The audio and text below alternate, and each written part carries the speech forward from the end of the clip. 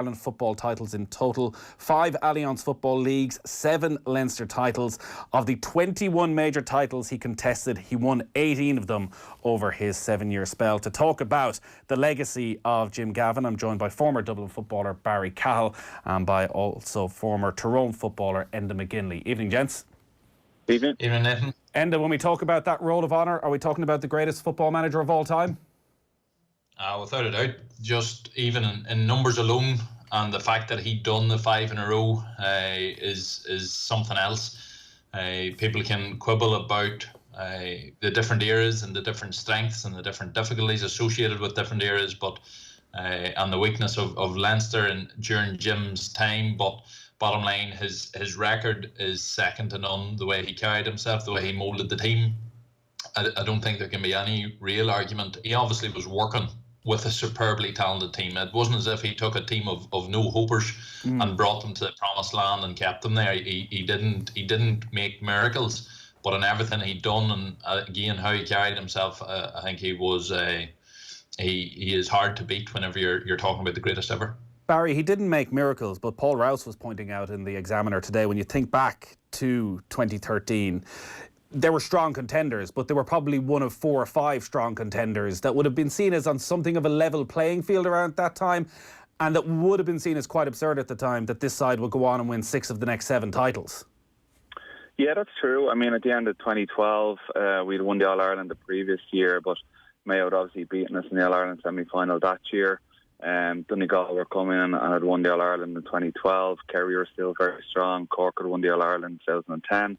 And Tyrone were very much still in the picture as well. So certainly there was no guarantees. But I think the big thing for Jim at that particular time was he wasn't inheriting a squad of All-Ireland winners. And not just All-Ireland winners at senior level in 2011. Dublin had managed to win the All-Ireland minor in 2012 under Desi Farrell, and then Jim himself had obviously guided the under-21s to All-Ireland in 2010 and 2012.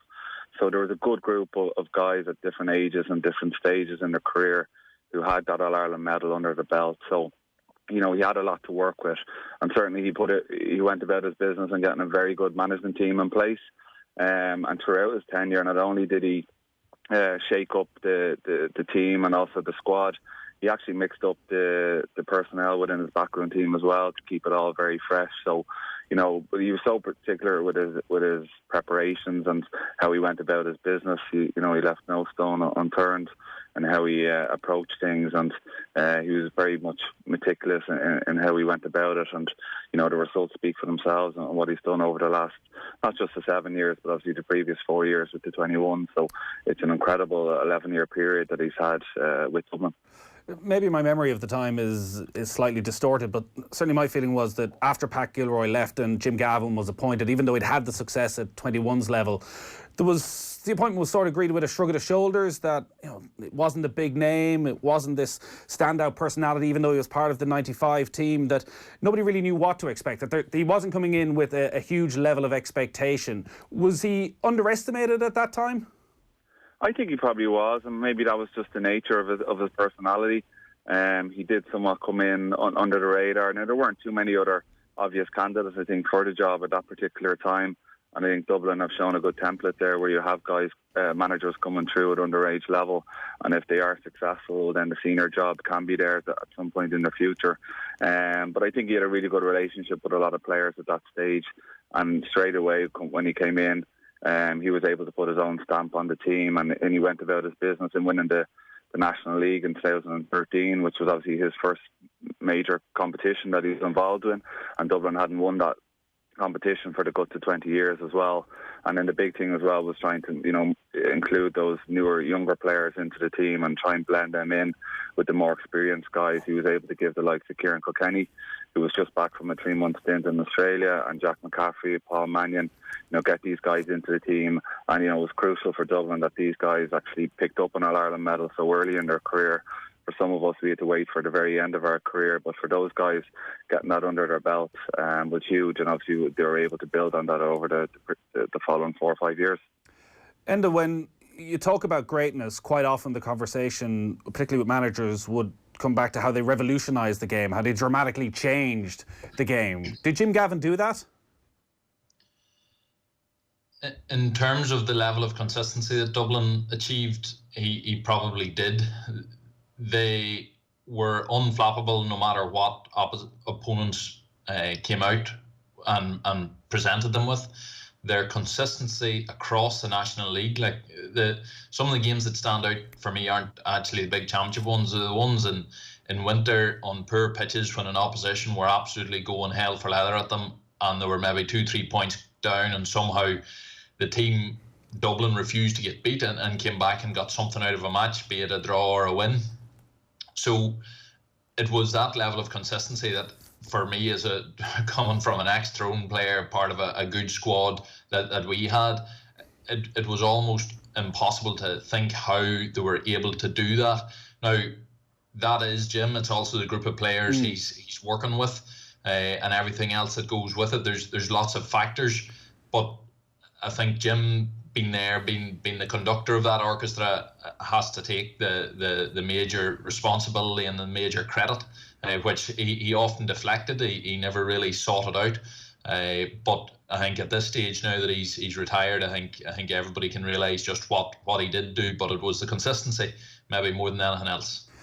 And Barry, the consistency with how Dublin finished games. Like, you think of the important games of the Gavin era, and we might get on to the defeat of that era, the only championship defeat to Donegal, but the victories and the consistency, particularly of their play in the final minutes, right from that first All-Ireland against Kerry, when Kerry got back to within a point with a couple of minutes left, and they just finished the game like a steam train. The matches against Mayo in the closing seconds of games where Mayo maybe thought they had them, but Dublin kept doing their thing.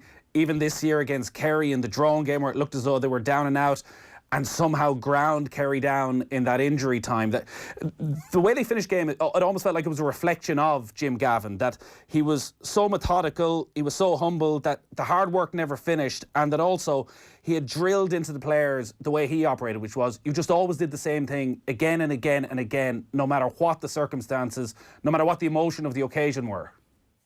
Yeah, I mean, when you see Jim Gavin on the sideline, he's a man that's very composed, very much looks like he's in control of all situations. I think that was reflected amongst the players on the pitch, and the guys who would come in off the bench as well. They always seem to have a cool head and were able to do the right thing with the ball at the right time and give it to the right guy to get the score when required. I mean, even when you go back to 2013, when the All-Ireland semi-final against Kerry, you know, they stayed in that game really well in the first half despite conceding 3 goals, never seemed to panic, and eventually got over the line. And then similarly in the Mayo final in 2013, things seemed to go against them a lot in the first half, but they're able to get a handle on things at half-time as well. And I think that was another strength of James, is that he was able to come in at half-time and use those 10 or 12 minutes to chat to the players, identify what the problems were, and then come out with a new game plan or a new team for the second half and to try and rectify them.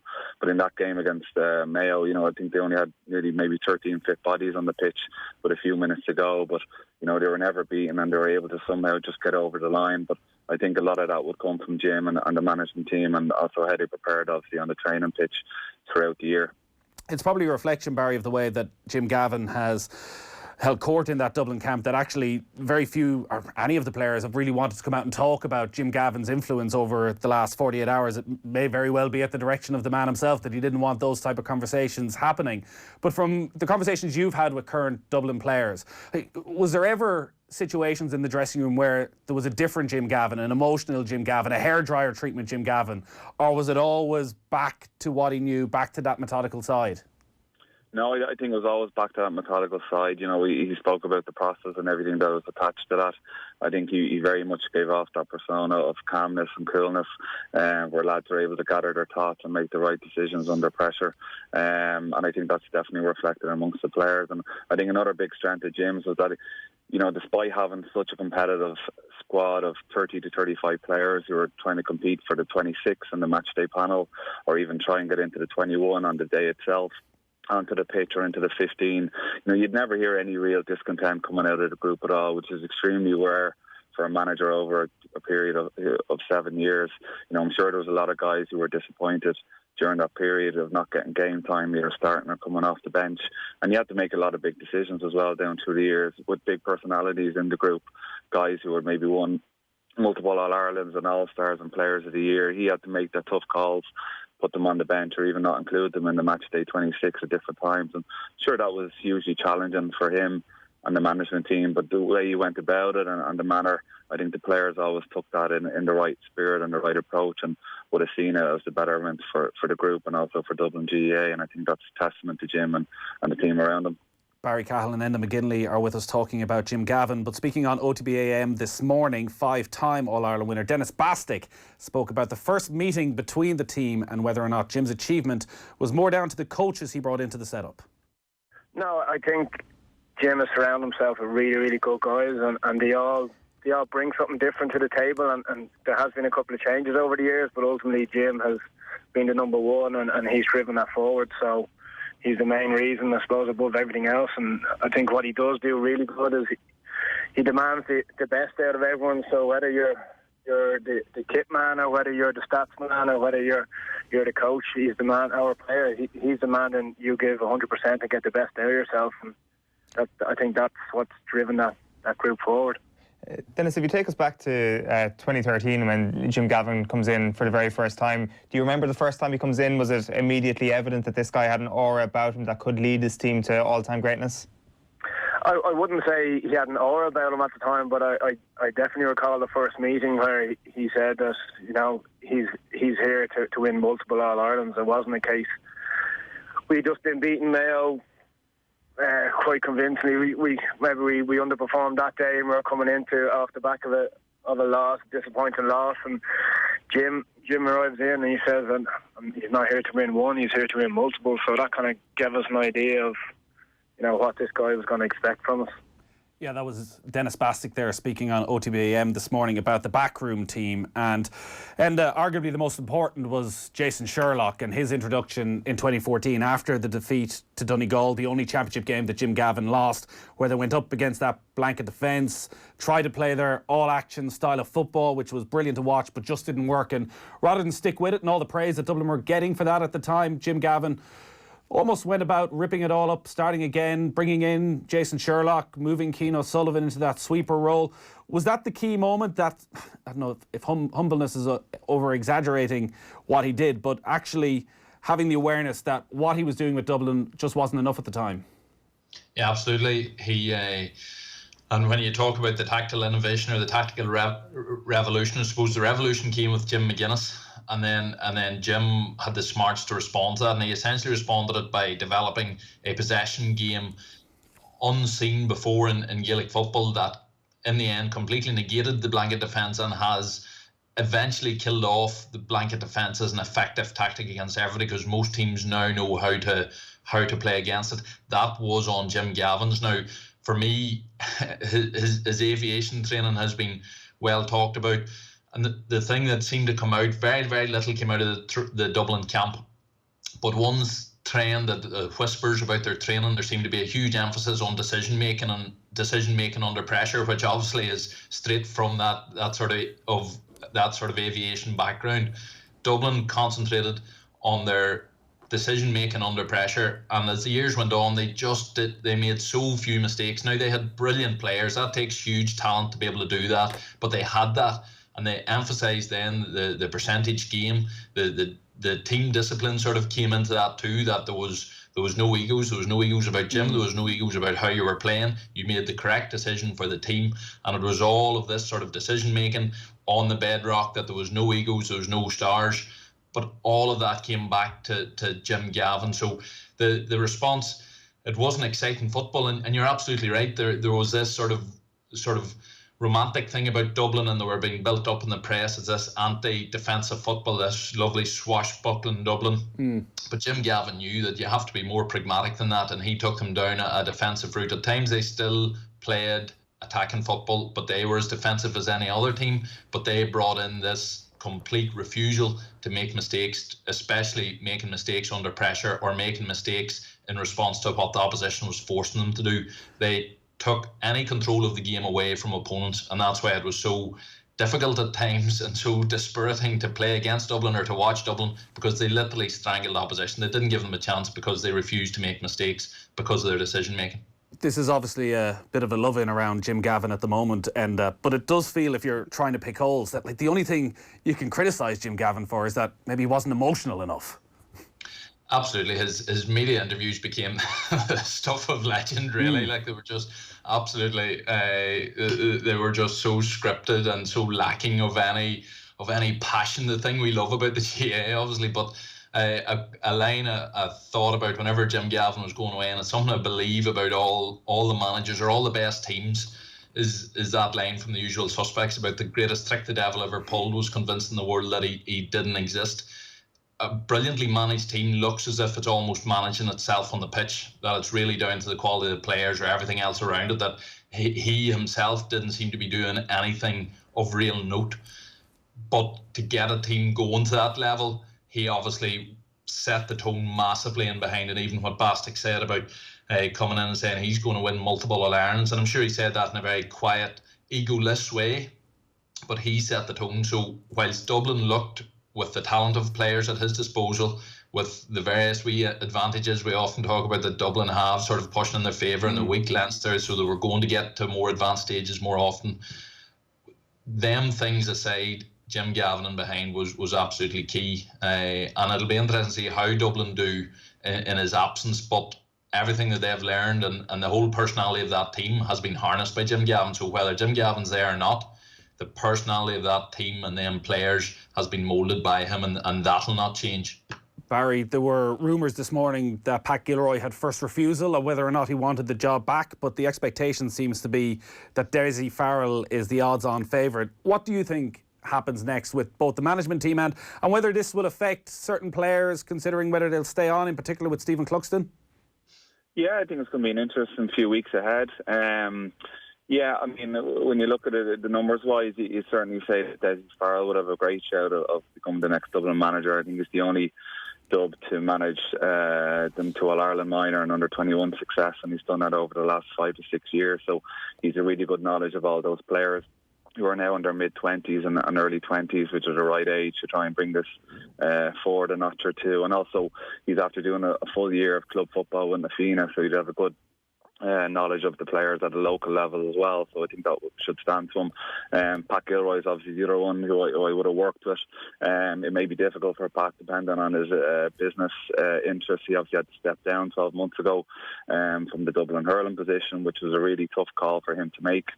But obviously he had to do it in his own best interests. Jason Sherlock is another guy who's been mentioned. He obviously would know the group extremely well, having been involved there since 2015 onwards. But there'll be a lot of expectation, and obviously following Jim Gavin won't be easy, but it's still a very attractive job for any dub to get involved with. I mean, the quality is still there. There's a number of younger guys or club players who'll be trying to get into the Dublin panel, trying to break into the team. A lot of their key players are certainly still in their mid-20s, like the Brian Fenton and Jack McCaffrey and Kieran Kilkenny. They still have a lot of football ahead of them and a lot of experience there. And obviously the key one then is Stephen Cluxton, whether he will go or not, or whether Jim Gavin's decision will actually change that or not. Stephen's his own man. He's going to make up his own mind. So it'll be interesting to see if even some of the players try and have an influence with Stephen or not over the next few weeks to try and persuade him to stay. I think for any manager who's coming in, they certainly would like to have Stephen involved. He obviously was been absolutely outstanding this year and fully deserved his Player of the Year award. And not only that, him being the captain and the leader amongst that group and the way he handles himself, I think any Dublin manager would want to have him involved. Enda, just to wrap up, do you think there'll be a pep in the step as the Tyrone players, the Mayo players, the Kerry players go back into training at the end of the winter? I think all teams, having suffered the 5 in a row at the hands of Dublin this past few years, are bent on trying to grasp whatever hope they can. I think Jim Gavin going means that there is a slight chink there, but the likes of Dessie Farrell, he's an absolute tailor-made replacement for him, almost the same type of personality, worked with him at underage, same route as Gavin obviously took. The talent is still there and a fresh voice. Most teams get a bounce from a fresh voice. Now, how a 5 in a row team does get a bounce, I'm not quite sure. But a fresh voice will help that Dublin team as well. It will freshen things up. It will put boys more on edge. And it's a new challenge for all of them. So, absolutely, all the other teams will think, maybe they'll not be as dominant, but in the back of their minds they'll be thinking maybe they'll come back fresher. So it's hardly too much of an opportunity there to be glutton on as you eat the turkey at Christmas. All right, great stuff. And we'll enjoy the turkey at Christmas. I'm sure we'll be talking to you over the next few weeks anyways. And Barry Cahill, thanks a lot for taking the call.